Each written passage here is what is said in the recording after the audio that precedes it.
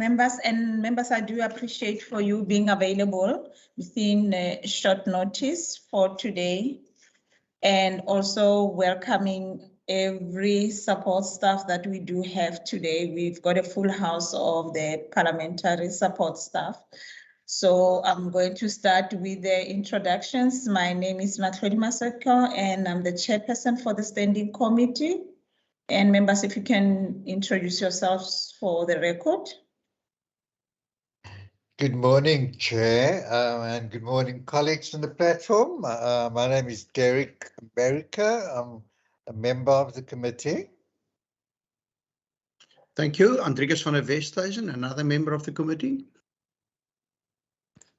Thank you very much. And I'm going to ask if we can get our support staff or our colleagues to introduce themselves for the record purpose.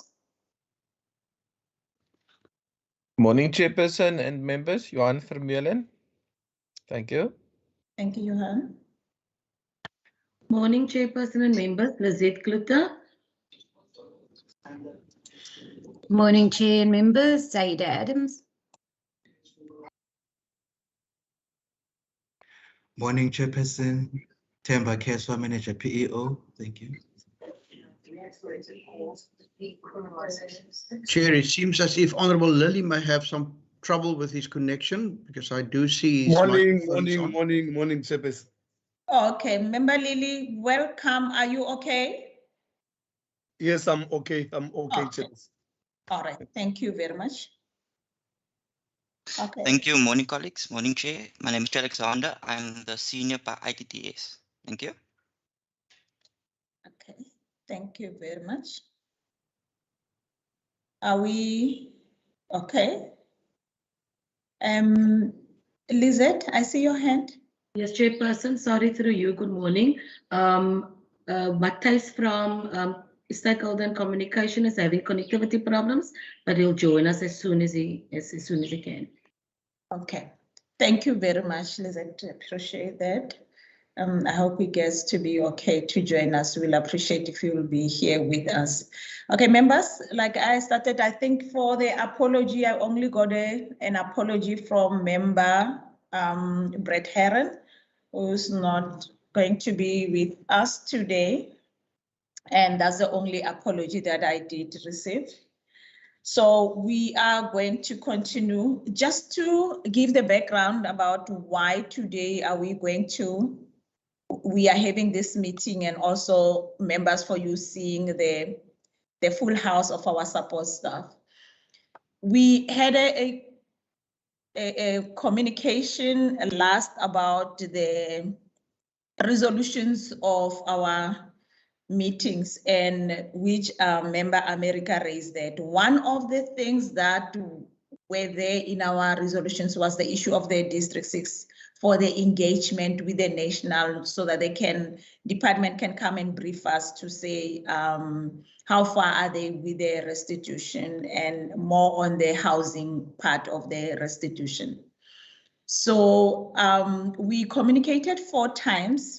Just a quick recap. We communicated 4 times and we haven't gotten any response whether they will come. They just acknowledge our communication. So the last resolution that we took was that we have to continue and try to ask them to come and engage with us as a standing committee. But that also I did. And there's no joy on it, because also they acknowledge the communication and nothing has come out of that. So I thought about it, that how can we go about, because now the next stage it has to be to maybe summon them to come to us, but I don't think it's too costly. And I mean, with the budget cuts and everything, I thought that we need to have a solution to have something that will be cheaper, and also keep in mind that this is about the communities of District 6. It's not totally about calling minister to account to us, because it doesn't account to us, accounting the national, but we wanted the engagement, because people out there, your Auntie Sarah's they don't see us as national or provincial. They see us as the government that we have to give services to them. So if something doesn't go according to their plan or the way they anticipate, it comes back to the government, especially in Western Cape now, as District 6 is in Western Cape, saying that you are failing us and that and that. And when they communicate with us to get the answers about how long is it going to take, they don't see us as not the national government. They see us the people that can give them the answers. Hence, the engagement was important so that when we get to be asked the questions, we are able to give the factual answers to those communities. And now, to cut the story short, I thought, what is it that we can do for the national to really understand that we are not doing this? For us, it's more about the District 6 community to have answers and to know what's going to happen. Now, the suggestion that I have, why I called you, is to have, and maybe member Andrikas will understand, will know this. We had something which is the same on the UIF about the public hearing so that we can collect the information from the District 6. And if we have that, then we'll get people that are still feeling that disgruntled to say that we are not getting the information and we don't know what is happening. And then how many people can talk to us to say what is happening in District 6, because we failed the department side.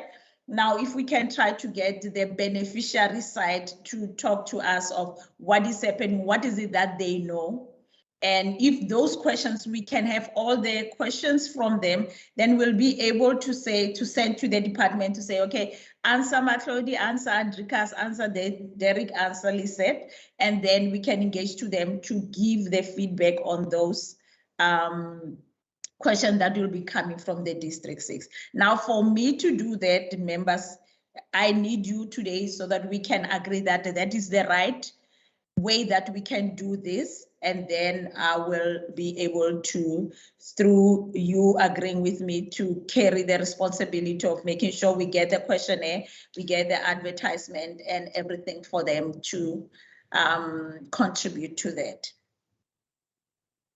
That's the short story of today's meeting then in the nutshell. I wonder if there's any questions so far before I can hand over maybe to one of our support staff to unpack the process. How is it going to go about? Member Andrikas, I recognize you. Good morning, Chair. No, thank you very much for that suggestion. And I fully support that, Chair. The only question that I have is, we recently, as you indicated, had a similar exercise with the temporary relief system TAS, which was administered by the Unemployment Insurance Fund. And while it was quite successful in helping a number of people with their queries, I actually thought that taking into account the thousands of people that I thought that would be affected by this, that the eventual response was not that great. So what I'm proposing is that we perhaps try a multi-pronged approach, of which your suggestion could be a very important one. But I was just wondering whether we shouldn't also ask our colleagues in the National Council of Provinces to put certain questions on our behalf to the relevant minister or ministers. As you know, the National Council of Provinces indeed have an oversight role. Unfortunately, the experience at national level is not good. In the past, many ministers just ignored the written questions submitted via the Parliamentary Question Office. But let's hope that things have since then improved, and that with the Leader of Government business being back into the country, that there will be a better response to those questions.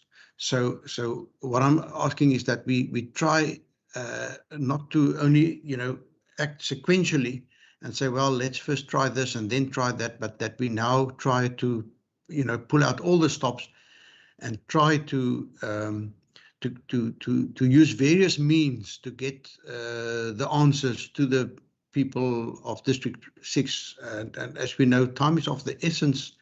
Many of those people are quite old now. Many of them have passed on. Many of them, unfortunately, have never seen the relief that they've been waiting for decades now.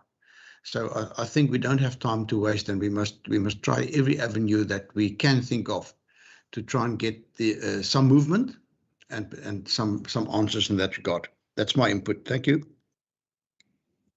Thank you very much, member. And I do agree with you that any avenue that members can think about that we can really try to get those answers, I'll appreciate, and we'll definitely do that. We'll communicate with our colleagues in the NCOP also as the questions to ask the minister to find out if they can have those answers that we are trying to find. Because we do have, I got a communication from a 92-year-old and an 84-year-old that they're saying, can they get the indication? It's quite a sad thing to really, when you read their letters as they tell us that, no, we don't have luxury of time. We just want to go back that before we can pass away, we are in where we were removed forcefully. So I don't see any hand from any member. Member America? No, Chair, I would support the proposal made by herself. I think that given the time period that we have, we need to make a quick decision as to, when we're going to fit it in this year still, because we have a congested program after the election. So if we could have it soon thereafter, then it would be ideal for us to do that. Thank you. Okay. Thank you very much. Thanks, member. And that is the issue. So as we unpack, I will make a suggestion of what and how can we go about. And also, I think an apology also from Shumiza, I forgot, because Shumiza is not feeling well today. So we were blessed to have Zahida, who is handling us today and was going to be the one that is going to unpack the process. And also the public outreach also is here because they are also going to play an important role. And the parliamentary media also, I hope Matheson has already joined in. Also, they are going to play an important role. So each and every one of them, they've got a role to play as its agent, and we have to make it effective as much as we can, member America, to have a smooth and also a quick way of trying to get this info. Lizette and Zahida, we are in your capable hands to unpack for the members. How are we going to go about? Thank you, Chairperson. Lizette, did you want to say anything? Would you like me to speak? Today members, Chairperson, now Zahida, you may. Okay, thank you, Chairperson. Good morning, members. Okay, so Member Maseko has already indicated that this process would then be a similar process to the one used for the UIF TERS one. For members who weren't involved in that process, there were a number of elements that form part of the entire process. A lot of them are logistical, which the other sections will also speak to. We used adverts in mainstream and community newspapers. At the time, we focused more on community newspapers, but because the TERS thing needed more extensive advertising, that's what we did. But this process, I think, would be a lot wouldn't be as extensive in terms of the Western Cape. Then claimants were able to respond via email, website survey, and WhatsApp messages and voice notes. Chad will speak to the website survey because that was a new project that we undertook where people could answer a questionnaire and submit it via the survey. There were letters that went out to municipalities to ask for their assistance with spreading the information, also identified stakeholders, correspondence into community development workers to ask for the same thing, which PEO will speak to.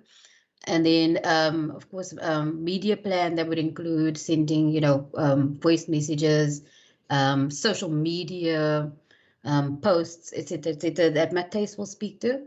And then, yeah, and then the only other thing was the decision as to whether we would have public hearings or not. But it worked better with the TERS to be able to collect that information and submit it to the department for their response. Other than just sitting in a public hearing again, that worked better for us. But yeah, so that was the entire process basically. Okay. Thank you very much. Lizette, do you want to add? No, I think, Chairperson, we can now hand over to, I think it's Chad on the agenda, and then Yes. Matthijs, to not spend more time on explaining. So, Chad, are you ready to maybe just address the committee with the assistance that ITC can provide? Yes. So if we can go this way, Chad, after you're also talking to us, Mr. Matthijs. Odendal, if we can come in, and then after Mr. Tembaletu Keswa or Kayaletu Mkunyana, then after is then that the members can ask to have clarity about the process, how it's going to go about. Over to you, Alexander. Thank you, Chair. Thank you, colleagues. Again, just to say, if anyone wasn't here earlier, my name is Chair Alexander. I'm the senior by the ITTS section. Chair, I've listened to what you said earlier and what Zaida mentioned in terms of the process so far. So from an ITTS perspective, we would recommend that the staff utilizes forms for the survey creation.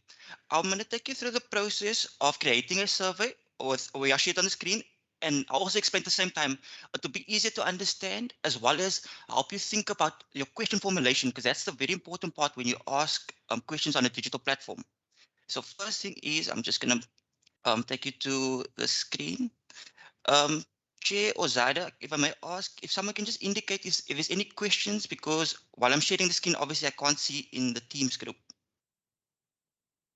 Okay. Zaida?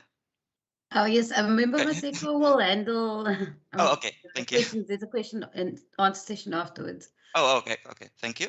So the first thing we need to know is, as a Western Cape Provincial Parliament employee, we all get an Office 365 account. One of the tools utilized in this account is called Forms, right? Forms is an application you can use to create surveys, and as the chair mentioned, how she would like to interact with the various individuals.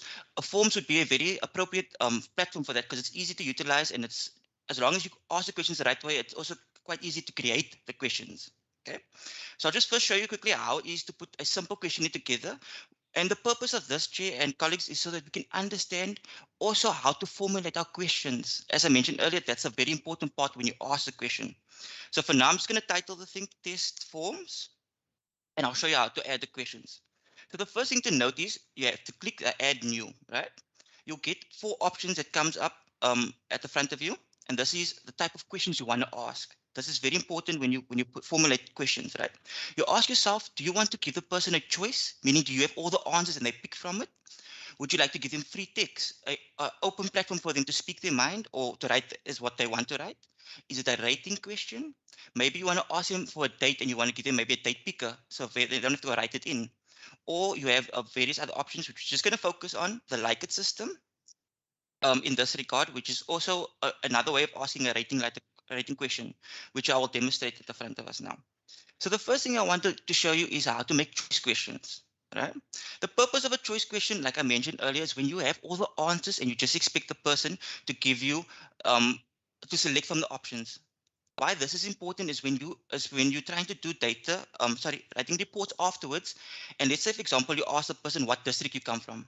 Now, if you used a text-free question and someone spells the word district wrong, your report is going to have 7 versions of the word district spelled. Therefore, you can't really collate a report from that.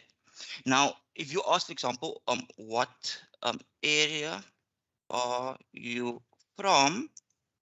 and you knew the areas. So you say area 1, area 2, area 3, or if you didn't know and you say area other. So the question would look as such: what area you're from, and the person can pick the various areas. So that way you control the narrative in terms of the responses you're going to get. So that's important for that question, right? We're going to look at a text question, and this is basically used when you don't have the information, but you need specific information. An easy way to understand this is to ask someone for the ID number. We shouldn't, or we don't have anybody's ID numbers on the record available for utilization in reporting. So the best thing we can do is when we want to track them, we ask, what is your ID number? Please provide your ID number, and they can complete the free text, right? You can make the question required so that they have to answer it, or you can even make it long question if it's multiple or a long text more than 150 characters. Okay. Just to add another question on quickly, I'm just going to show you 3 more. Okay, so we have the date picker, like I mentioned earlier. This is when you want to know something specific. So chair and members, the way I understand it is this survey is going to be addressed to people that is not Western Cape Provincial Parliament employees. Therefore, we don't have their basic information, such as their name and where they work and such. So we're going to have to ask that in the beginning. So this question becomes very important when you want to make sure that the person is answering stuff at a specific time, or you want to know when were they aware of something. Again, the reason for Mr. Alexander? yes, ma'am. I'm sorry, I don't know if the communication came. I just wanted us to go to speak to specifications. I thought you had a briefing with Lizette and Zahida about we want the specifics of the District 6 of this public hearing. How are you going to go about? So the questions will be given to you, and then your contribution, the IT support. What is the contribution to the public hearing? Not, I hope you understand me, not the whole process of having the questionnaire to that effect.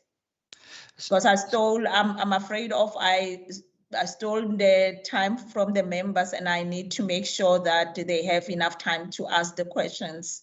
I'm with you. I'm with you, Jay. Okay. So if I understand you correctly, you're asking if for the survey creation for the specific project, what would IT's role be in that? Exactly, so that Okay. they can have an understanding of that, because if they have to, maybe they are in the communities to assist someone that wants to fill in that questionnaire, they have to be IT smart, as they would have engaged with you to be able to assist. Correct. So, okay, then in that regard, Jay, I will do exactly what I was about to do today and provide training on how to create surveys and how to provide technical support in the answering of surveys. Is that what Jay expects?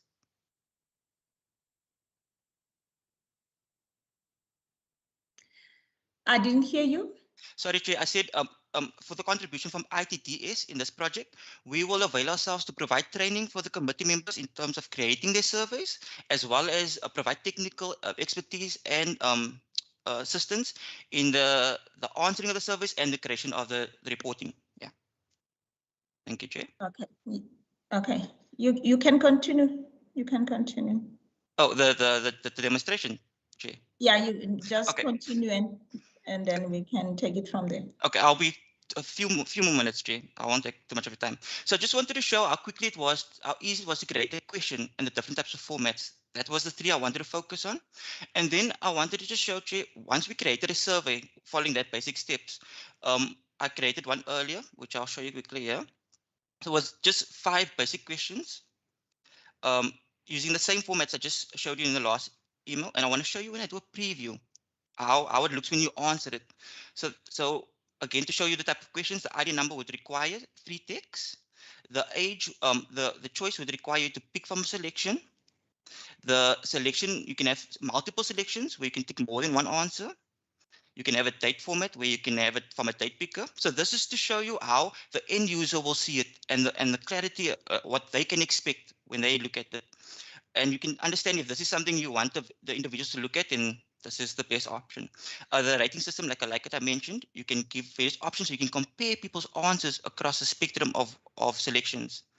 And then the last thing I want to show you is the report format. So once we have collected enough results, for example, prior to this meeting, I answered the survey 6 times. I wanted to show you that once you have the results, you have 2 options of reporting.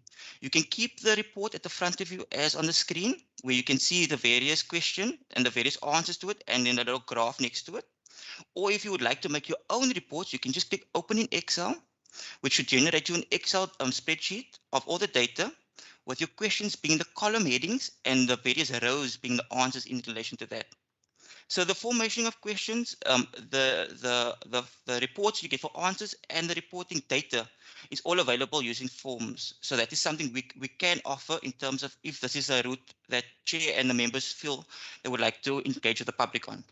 Thank you. Thank you very much, Mr. Alexander. Mr. Matthijs Odenda, over to you, sir. Good morning, Chair, and the rest of the Standing Committee and colleagues. Thank you for the opportunity.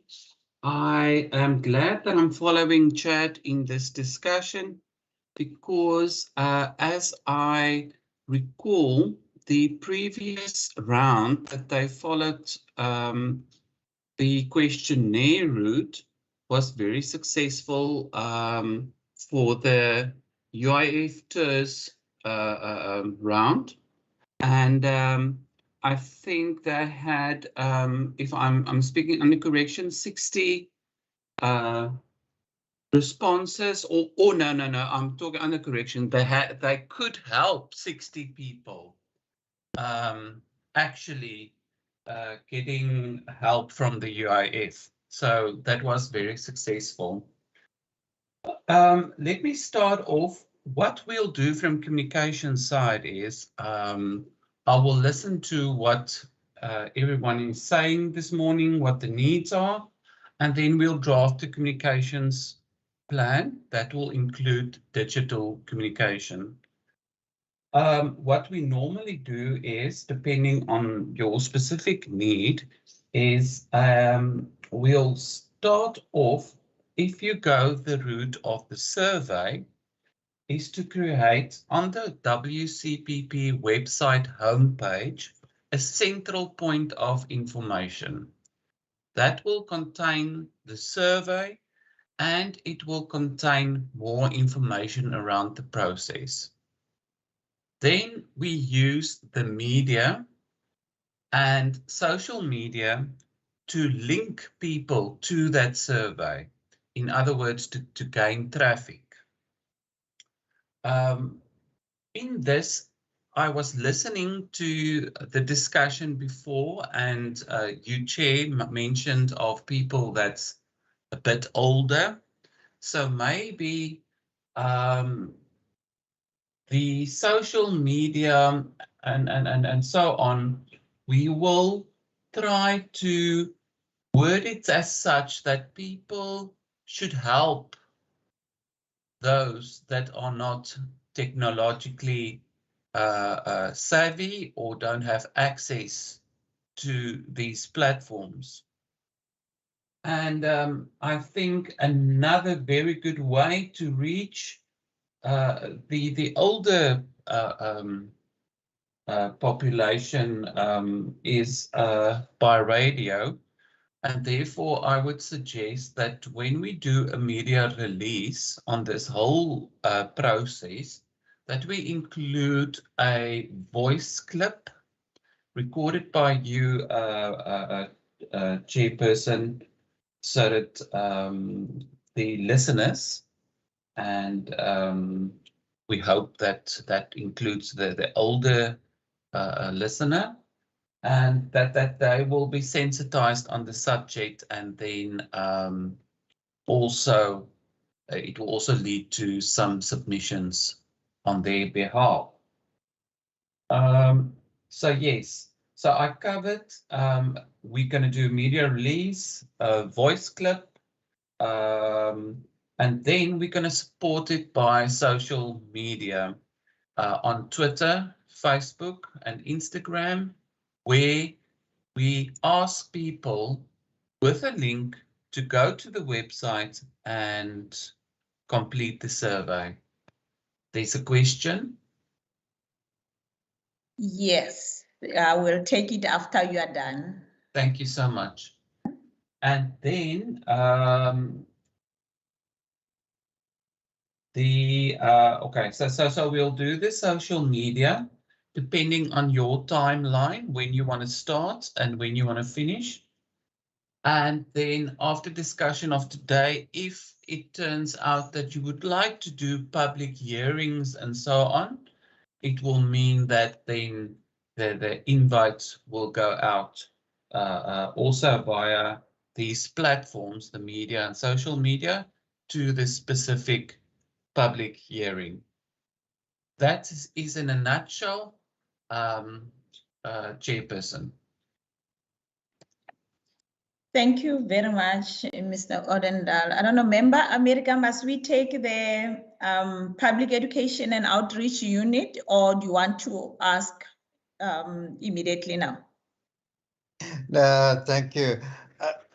Maybe just guide me. I'm a little lost in translation here. Okay.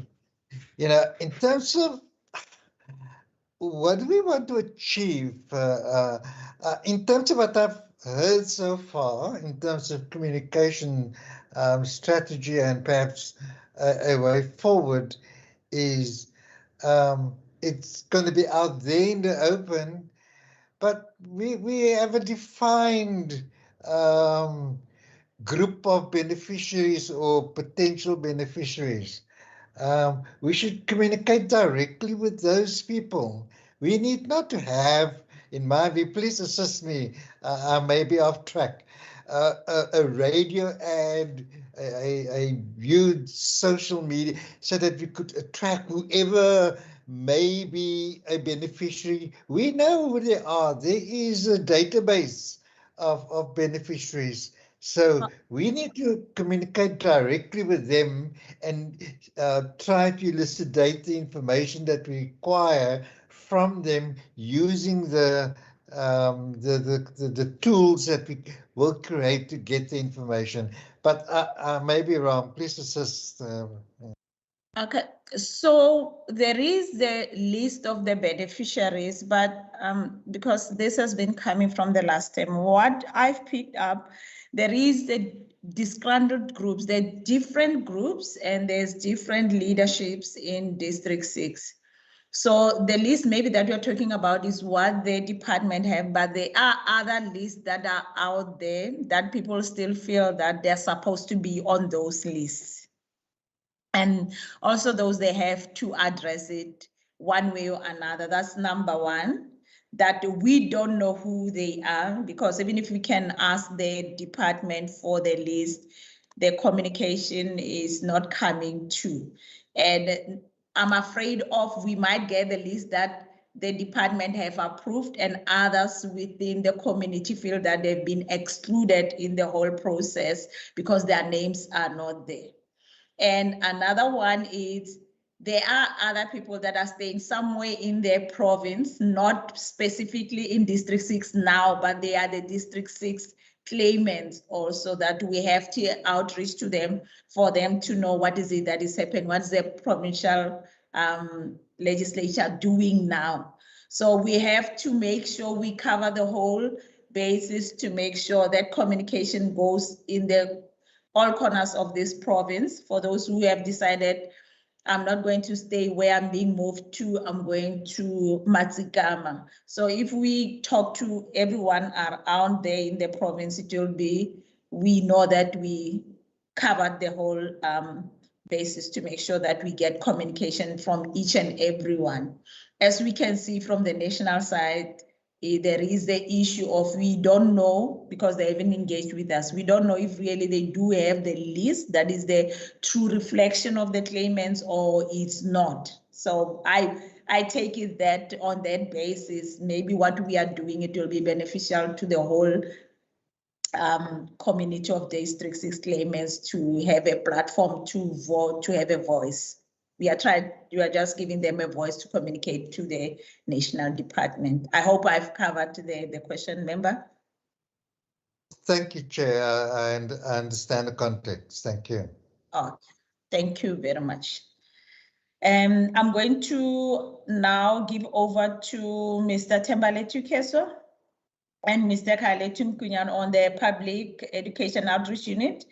to speak to how they can assist the committee with this process, particularly in respect to assistance from community development workers. Over to you, sir. Thank you so much, Chair. Thank you for the opportunity. I've put this small slide, I hope you can all see it, on how the PEO can be able to assist. Yes, we can. Okay, thank you. So what we've done then is I received an email from the procedural officer and she explained to me what the committee is planning to do. And like she explained exactly like you're explaining here, Chair. Then after that, because like you've just said now, many of the beneficiaries involved in this process, we presumed are spread all over the province, not just necessarily in Cape Town. So then we felt it was better for us to contact the CDWs via the Department of Local Government, because we've got a good relationship with them, to explain that they must please spread the word through those two centers in their municipalities, that there's a process like this that could be underway, and that if they can get maybe a list of names of other people in other municipalities who have an interest in this matter, they can maybe jot out those names and then send them to us to send to the committee, so that the committee can be able to see maybe which town has a bigger number of claimants compared to the other towns, and be able to plan around that when maybe they decide to go out and do the normal engagements. So we're in that process right now with the CTW. The email has gone out already, and they say they'll spread the word and come back to us if they do receive any other information.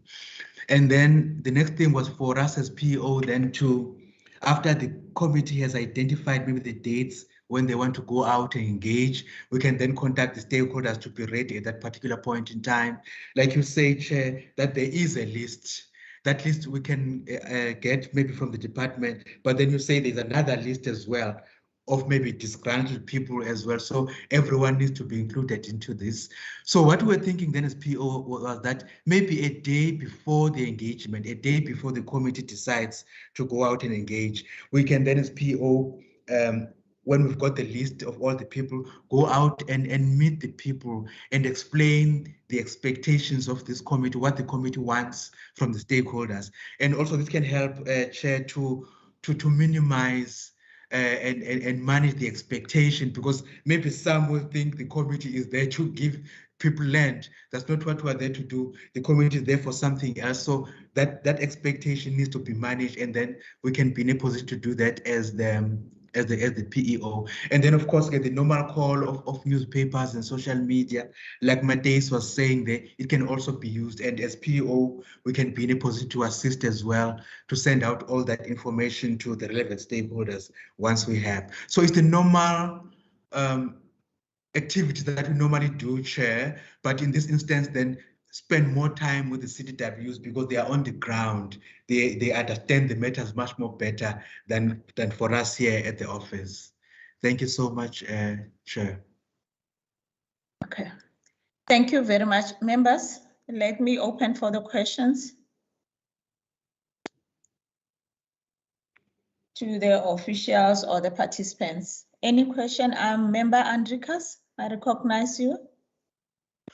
Yes, thank you, Chair. Chair, I think we just need clarity in our own minds of what we want to achieve, and how wide or how narrow our aim should be.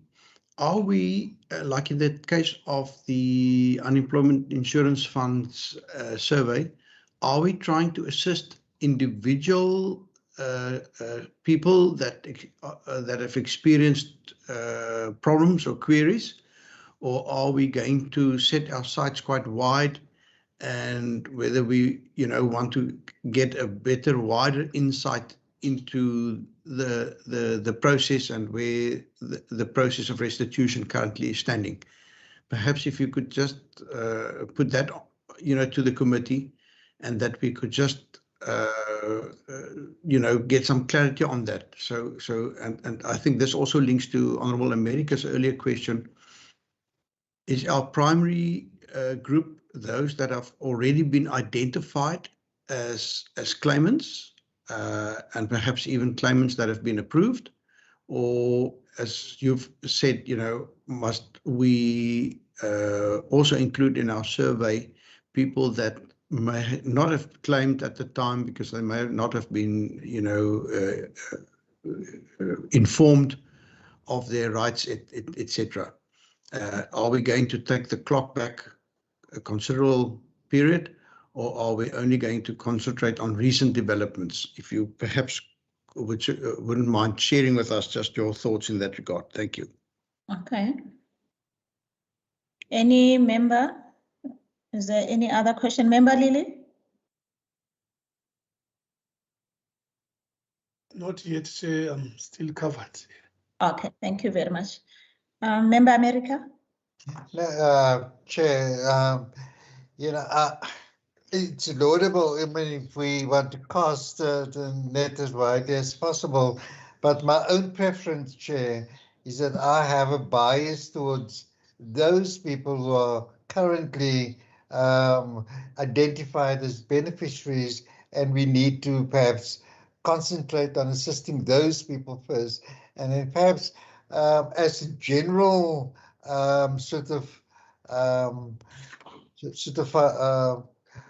feeling as to whether there are other people who have been excluded, and just get a general sense of that in our process. But our primary focus would be those people who are currently identified as beneficiaries and struggle to have their restitution that they were promised to be effected. That's my preference. I'm guided by the decision of the committee. Thank you. Thank you very much. I think what will help to answer that is going to be the questionnaire that I tried to compile with our procedural officer. But if I have to answer Member Andrikas, the idea is to get the individual assistance to try to assist the individuals that have already on the list as a claimants to have the information of when can they move back and all that. But and the system that I want us to use, if you agree, members, it will be the UIF of individual. Then when we engage with the department, like we did on the UIF member, it will be, we know that a claimant Maseko is going to receive the keys November the 3rd. The claimant so-and-so already received the key. All those lists that, like Member America says, they are on the list that the department have, then they will be there. But if there are others that maybe they missed within the system, we will be having those names to give to the department, say these are the other ones that are saying that they are still waiting. They have claimed this, they have got the reference number and everything. But to make it easier, if maybe Zahida, you can flag the questionnaire that I'm going to propose to the members so that somebody can see that. Thanks, Chair Lizette Wolflight. Yeah, okay. Let's members through, if you can agree, let me put the questionnaire there so that you can see that in fact it talks directly to what you want to find out. Okay, so the questionnaire, it has about only 8 questions. And you can see, because of the POPI Act, we are not going to have the IDs. I didn't want it to be complicated. It has the name, the age, and the contact details. And then were you a beneficiary of District 6 land restitution claims? Because there are others that settled to receive the money. They didn't settle to be moved back. So we just want also to see if those also we can access them to hear what are the, just for the record, for us to know that at least there are others that are happy with the process. We are not trying to find everything that went wrong. Also, we might have the good stories out of that. It's just to have that engagement with the department for the sake of the others that are remaining. And have you registered for land restitution claims in District 6? Their response is there, they will respond. And how long have you been on the waiting list? If you have registered for the land claim, do you have a reference number of the claim? And if they can supply us with that reference number. And you are so quick for me. And have you received any communication from the National Department of Agriculture? And then the 7th one, it will be how long has it been since you have received communication?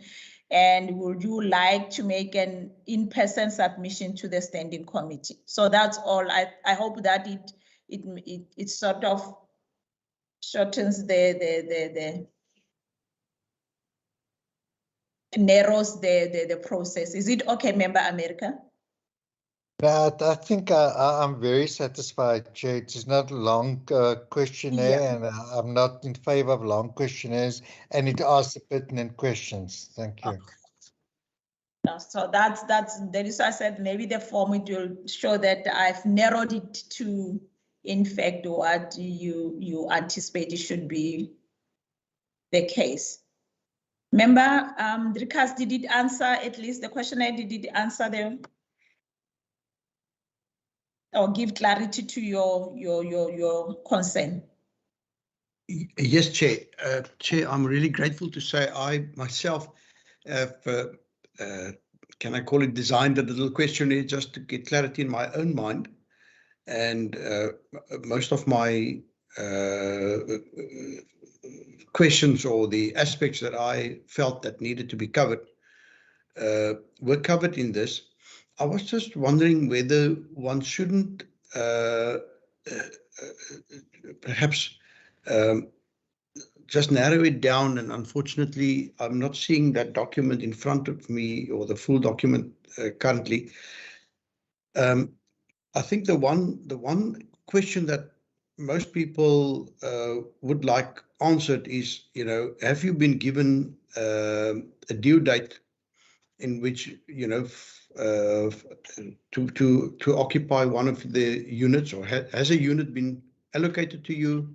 Do you know what the progress is with the construction thereof? Have you been invited to inspect the unit? Or have you been informed about the progress with the construction? And has an expected due date for moving into your allocated unit been communicated to you? I think some also have an open question. Is there anything specific or any specific question that you may have that you would like us to assist you with by passing this on to the National Department of Agriculture, Land Reform and Urban Development, so that, because I think that is essentially what we try to do, is we're trying to elevate certain uncertainties, if I can call it like that, certain questions that people may have, and we're trying to get them those issues resolved. So I'm not sure if that has been sufficiently covered in the current wording, but for 90%, I'm quite happy with what you've just presented to us. Thank you, Chair. Okay, thank you. I thought about that, but then I said the question 6. Zaid, if you can go to question 6, it will maybe cover that, but now it will be a matter of the interpretation, because I said, have you received any communication from the National Department of Agriculture, Land Reform and Rural Development regarding your District 6 land claim? So I thought that is why the lines are a lot that they can say that, yes, they said I'm allocated a house, or I received a key, or I thought that maybe that will cover all the information that we need below. But if you want us to be specific also, it's maybe another thing that we can add. Member Andrikas? Yes, thank you, Chair. Chair, can I propose to take this forward? Yeah. That we mandate you to finalize the questionnaire, and that members are invited to submit questions as I've said, I think if some could be quite specific, but if it could allow, as currently now, for also like open-ended kind of responses to those questions, so that this process can, get underway during the parliamentary recess that we are entering from next week onwards. Okay, for the constituency period. Yeah, that's what I was hoping that we will settle this. But I will talk to you on that specific one if the members agree, so that you can give that direct one that you feel we have to add, so that we can, if I'm mandated by the committee to say I can take it over, I'll just request that we check your email after I finalize it before the end of the day. I will send it to you, and then I will just appreciate the thumbs up that you agree with it, then I can run with it, so that we can continue and put the adverts and everything out. Is it okay that way? All good, Chair. Thank you. Okay. Thank you. Agreed. Okay. Thank you very much. There's no any other question. I am going to release the officials chat. Mr. Matheus, thank you very much. You'll get the communication from the procedural officers, all of you, with what the decision, the final decision we are going to take, and also Mr. Tembale to care. So before you go, I just wanted to find out, since District 6 it's mainly in the city, do you have a CDW in the city, or how are you going to go about in the city to try to do the same thing? What is your support directly in the city? What is your communication to the city? Because the city also, it has to, you have to have a way of how are you going to have that engagement? Thank you, Chair. Yes, there is a CDW also for the Cape Town area. I will have to discuss with them to find out exactly how they can go about assisting us with this, but there is someone for the Metro. Okay, so you will get us the stakeholders around the District 6 also to. Yes. Okay. Thank you very much. Let me release you guys. Thank you very much. We really appreciate you and the support you give to us. We always don't say thank you enough, but know that we always appreciate you and your support all the time. So have a wonderful day. Thank you, Chair. Thank you, colleagues. Bye. Okay, thank you. Bye. Okay. Members, let's continue. I don't want to waste your time now. The step number 2 that we have to take is to make a decision. One, it has to be the advertisement. And no, before the advertisement, I want to find out from the members, are we going to do this like the UIF way all the way, or do we want to have the engagement with the District 6 claimants that we will have the meeting and they can come and submit orally, or we are going to say they can send the voice notes on the WhatsApp and they can fill in the form online and all that, which is preferable to the members? Because from me, because of the time frame, and as I talk about the 92-year-olds and the 84-year-olds, I feel we can, and with the COVID-19 also keeping that in mind, I feel maybe the contact won't be suitable. It will be fine if maybe we can get the voice notes, we can have the written and they fill in the form and everything. I don't know what is the feeling from the members. I'll take the cue from you. Member Lily, Member Andrikas, Member America. Member Andrikas, I see you. Yes, thank you, Chair. Chair, I think we should use both or go both routes. The first one is if we could get a list with the contact details of the beneficiaries, as Honourable America referred to earlier. So I think people respond better to direct communication. The second one is, I think it's important also for people to know that we're transparent and we're a public institution, and we're not doing anything behind anybody's backs by communicating only with a select group. And therefore, I would propose that we, with our limited budget, also ensure that the wider public is aware of this initiative by the Western Cape Provincial Parliament, by also a public advertisement process, but perhaps, as Honourable America has also said, not that wide, not necessarily also on radio, etc., but that we ask the administration for the most effective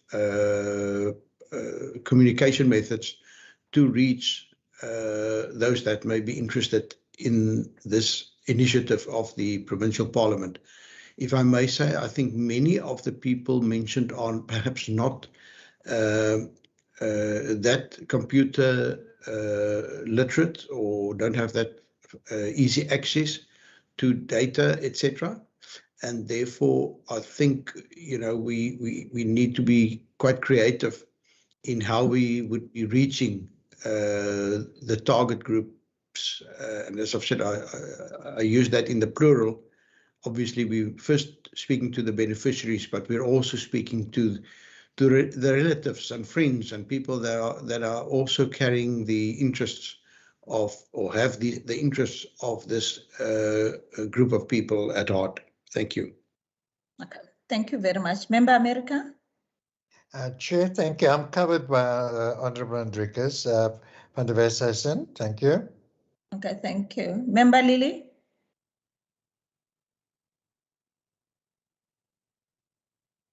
Still okay, Chairperson. Okay, thank you very much. In principle, member, if I do understand, you said we have to do the written submission, the oral submission, and also the in-person submissions. Am I correct did I hear you correct? Member Andrikas?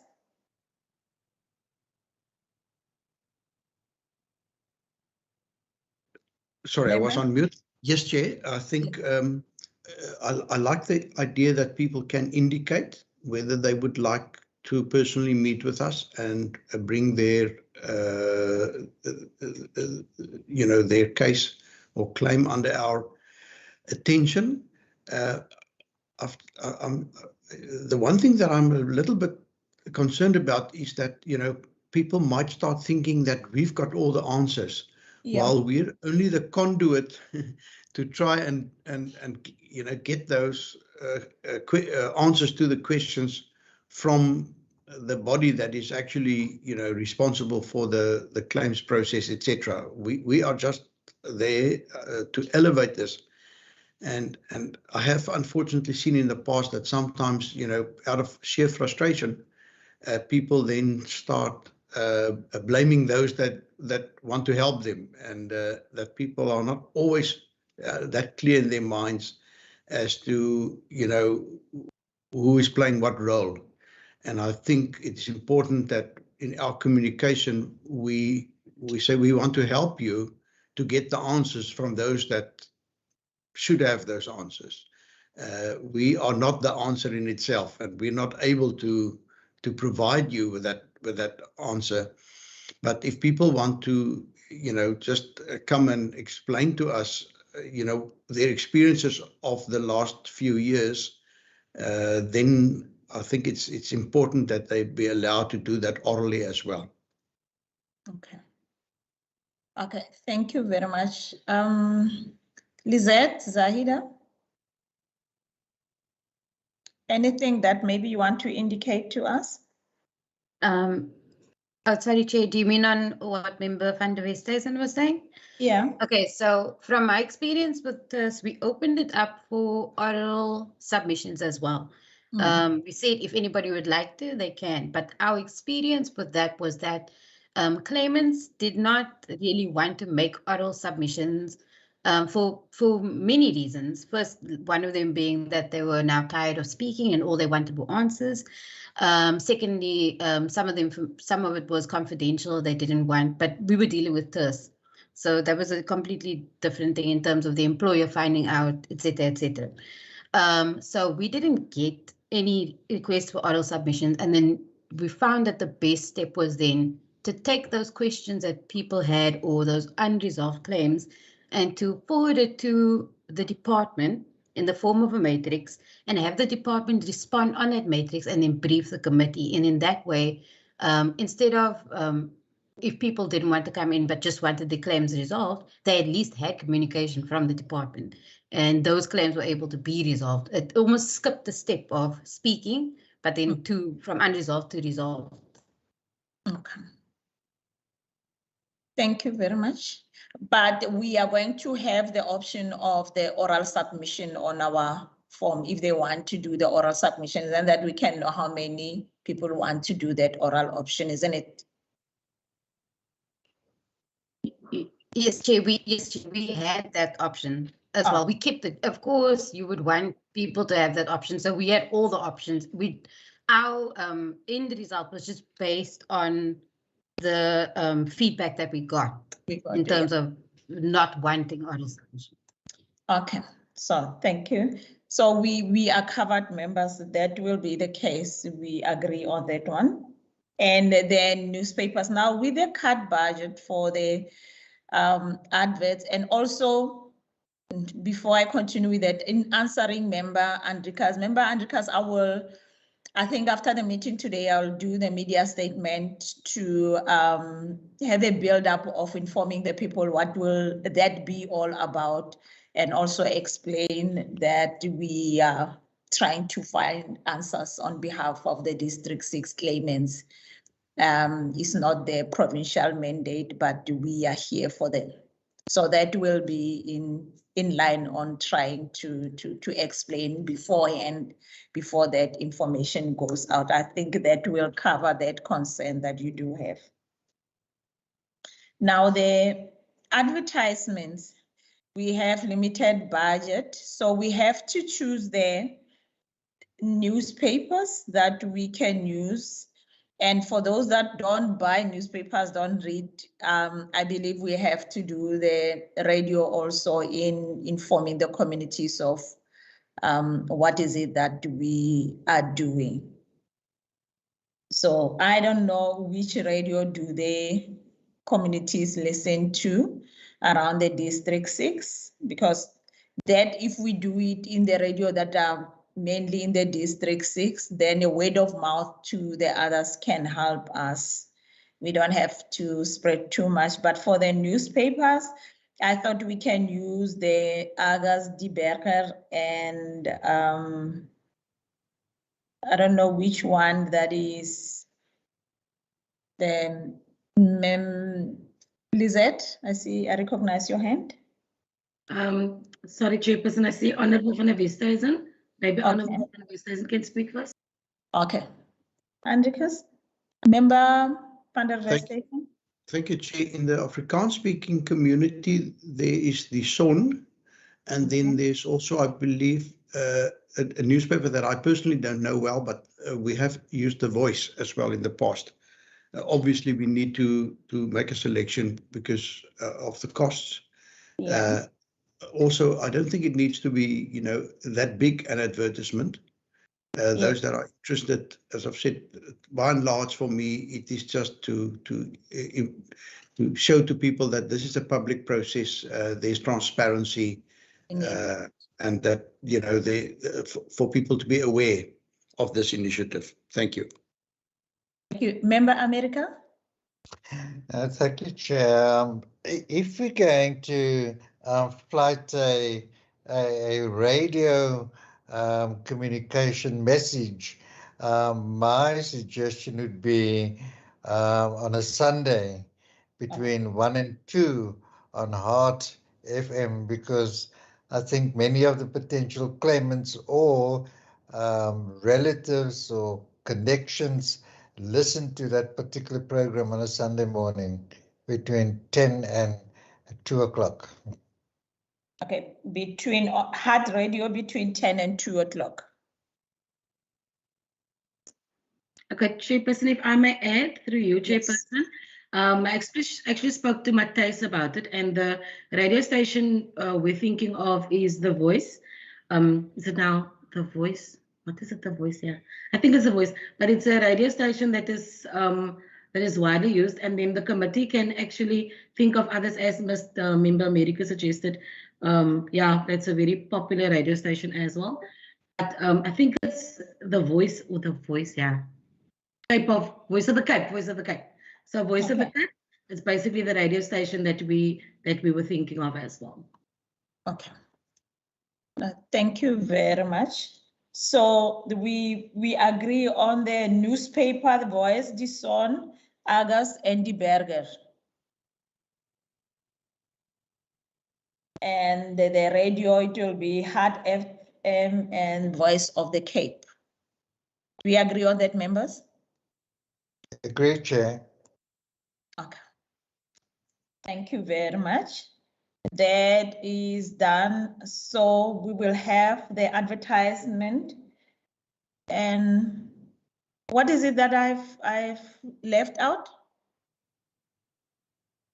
Zahida, is there anything that I still have to add to the process? I think you covered that. It's just maybe, I don't know if the committee wants to speak about how long the process will run, deadlines. Yes.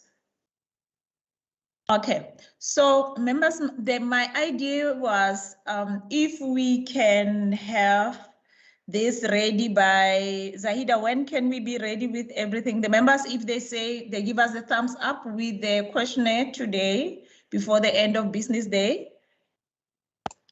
If we get the thumbs up today, then in the next 2 days, we can finalize the adverts, have those translated, hoping to get it completed by Friday close of business. Then the next week, we can work on procurement of advertising and then hopefully get an ad in maybe starting the 27th of September, possibly a little bit later, depending on approvals and the procurement process. And then it will be up to members to decide how long from they want the project to run. Okay, so if it goes out on the 27th of September, members, can we agree that if it runs from the 27th of September, can we run it for a month until the 27th of October?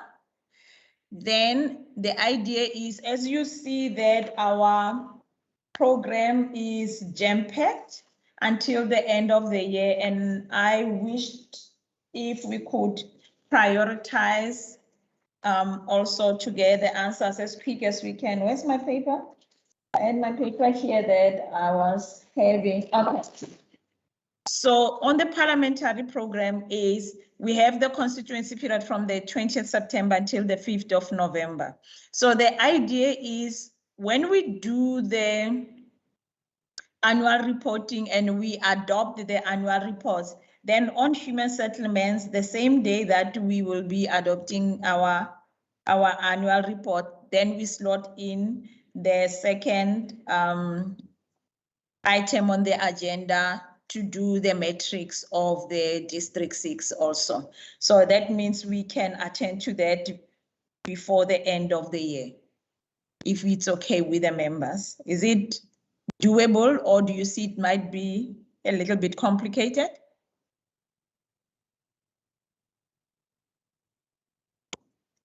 Member van der Westhuizen? I would say let's go for it, Chair. Let's aim high and let's see if we can achieve it. If not, then obviously I think, reality will kick in and we will adjust as needed. Okay. Thank you. Member America? I saw your hand. No, I agree with that, Chair. Okay. Thank you very much. I think that will work. Member Lily, do you agree with that?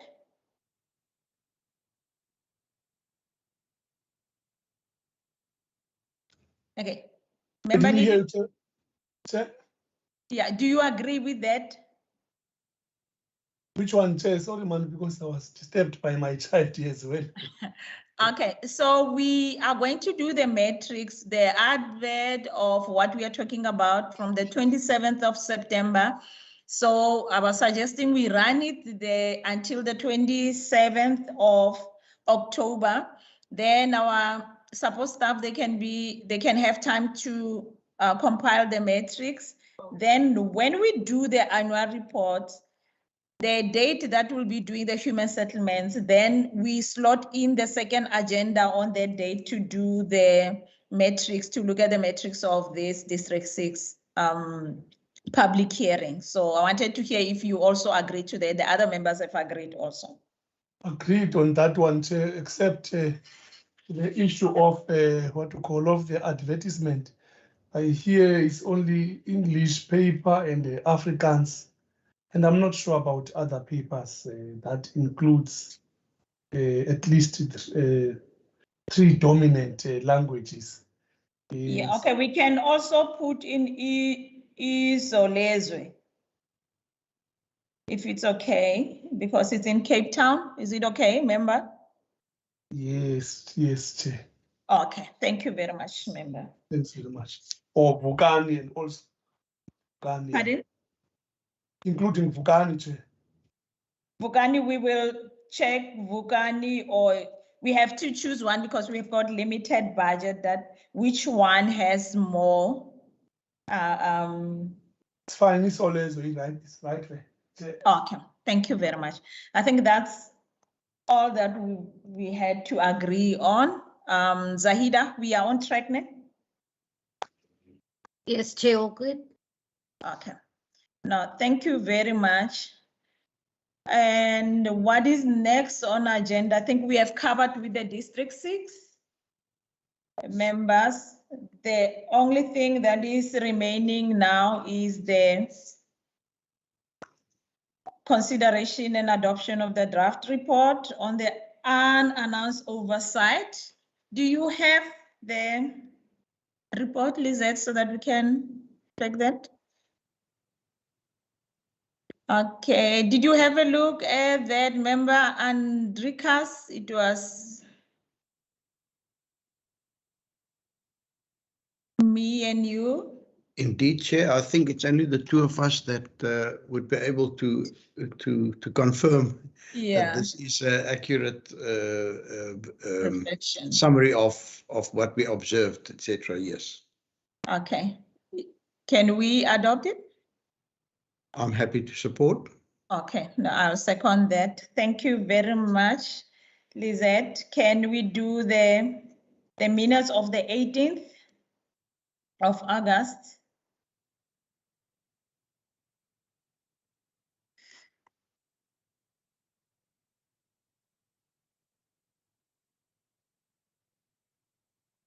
Thank you.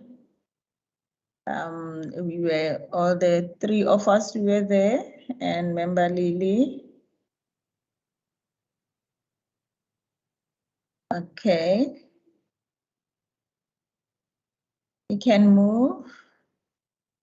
Opening chairperson, welcome.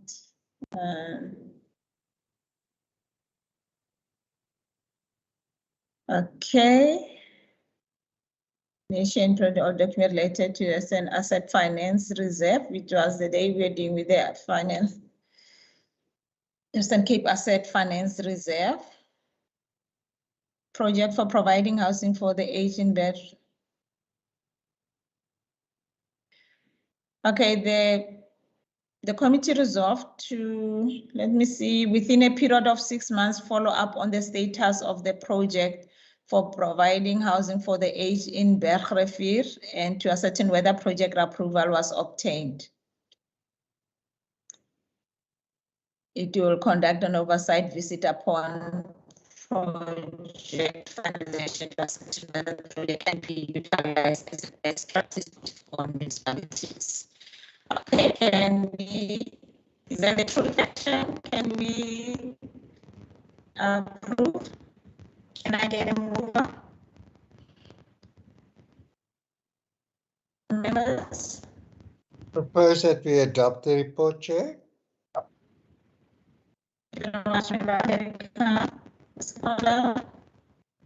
The minutes, sorry.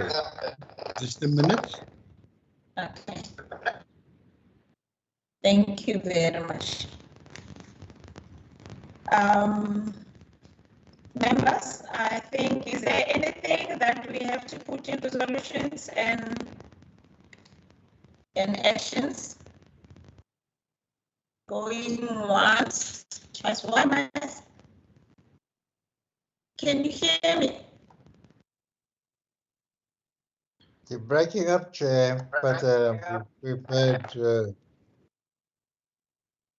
Yeah, I don't know what is happening, but I think I have to thank it. We are at the end of the meeting. If there's anything from the members, I see Member America. Your mic is on. You want to say anything? No, Chair. I was just saying that you're breaking up, but we've gotten what you were saying. Okay, thank you very much. Again, I think I'm breaking up because of I can see my face is frozen on the screen. I'm just going to switch off my video. Okay, members, I think we are at the end of the meeting. Member Andrikas? Thank you, Chair. Chair, I thought it would be amiss if I didn't share with the committee my observations of our oversight visit to the social housing developments. I must tell you, when I left, I was so proud of what we in the Western Cape are able to offer those that are in need of social housing. But I think one of the things that we need to point out is that the success of these units, I think, lie with the management, and the liaising with the residents through a residents committee, and that access and discipline is really well managed. So there's no overcrowding. People are not allowed just to add onto units or to put up fences in front of their units, etc., which quite often in these kinds of developments in the past were neglected. And I think, if some of the existing developments can also be lifted to this level, I think it would just be great. The kind of social ills that we often see in some of our areas where there's been a lack of these of the discipline, a lack of the enforcement of regulations when it comes to adding onto units, etc.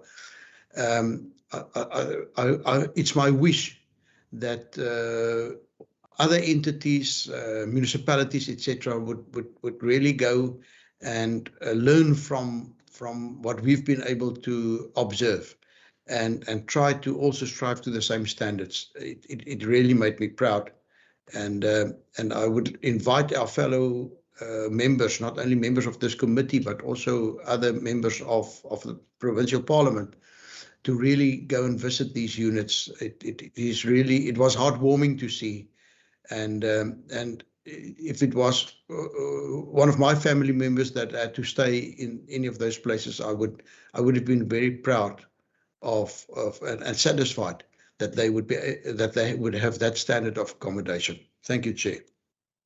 Thank you very much. And I agree with you, member. That was really heartwarming. And especially if it was an unannounced visit where you could see that is their way of living. It's not something that they did to prepare that. No, there is a members of parliament that are coming to this area.